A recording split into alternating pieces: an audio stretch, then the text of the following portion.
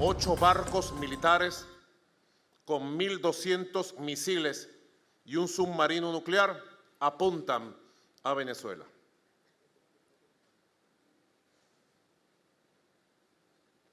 Es una amenaza extravagante, injustificable, inmoral y absolutamente criminal, sangrienta, absolutamente criminal. Ellos han querido avanzar hacia lo que llaman la máxima presión, en este caso es militar. Y ante la máxima presión militar, nosotros hemos declarado la máxima preparación para la defensa de Venezuela. Mr. President, Donald Trump, usted tiene que cuidarse porque Marco Rubio quiere manchar sus manos de sangre, con sangre suramericana, caribeña, con sangre venezolana. Lo quieren llevar a un baño de sangre y que su apellido, Trump, se manche de sangre por los siglos de los siglos, con una masacre contra el pueblo de Venezuela, con una guerra terrible contra Suramérica y el Caribe, porque esto sería una guerra completa en todo el continente. Le quieren manchar las manos de sangre a Donald Trump a nivel humano. Si tú le preguntaras a Nico, o sea, a mí, Nico, ¿qué mensaje le mandas tú al señor Donald Trump, que es presidente de Estados Unidos?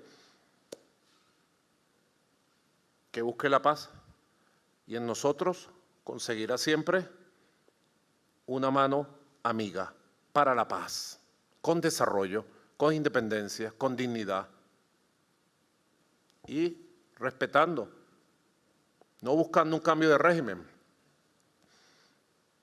Presidente Donald Trump, la búsqueda de cambios de régimen está agotado y está fracasado como política en el mundo. Any additional details to share about the Venezuela strike now? Well, the president made the announcement and said it was a lethal strike. I think the Pentagon will have more details and other things to offer you here in the next few hours, hopefully. Say what kind of vessel it was? Yeah, vessel. The drug vessel was carrying drugs. Size? I'll refer you to the Pentagon. They'll give you more details on that when in the next. I anticipate shortly, probably while we're in the air. How many deaths with the lethal force? Again, look, I'm trying to be evasive. I'll let the Pentagon answer that. Suffice it to say that the president is going to be on offense against drug cartels and drug trafficking in the United States. It destabilizes not just the country, but the entire Caribbean basin. These particular drugs were probably headed to Trinidad or some other country in the Caribbean, at which point they just contribute to the instability these countries are facing. So the president's been very clear that he's going to use the full power of America and the full might of the United States to take on and eradicate these drug cartels, no matter where they're operating from and no matter how long they've been able to act with impunity. Those days are over.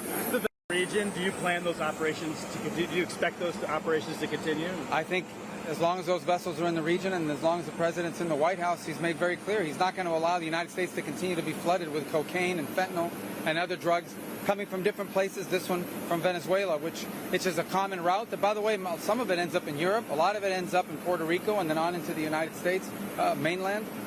So no one should be surprised. That's why they're there on a counter-drug mission and they're going to continue to operate. As far as specifics and future operations, I have to refer you to the Pentagon on that. This is a DOD operation. You said that it was operated by a cartel. Can you share which cartel was operating the vessel? Again, I'll let the operators discuss all of that, but I thought it was, the president was very clear, and that is we destroyed a drug boat that left Venezuela, operated by a designated narco-terrorist organization, which is what these are, and he's been clear that the days of acting with impunity and having an engine shot down or a couple drugs grabbed off a boat, those days are over. Now we are going to wage combat against drug cartels that are flooding American streets and killing Americans. Will you take up the legal authority for this strike?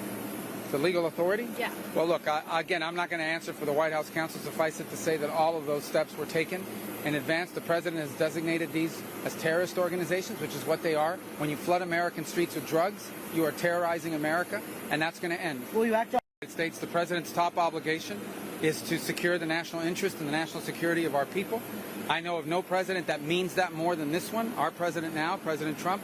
And so, you know, but I'm not going to speculate about what might come down the road. Let's get in the air, guys.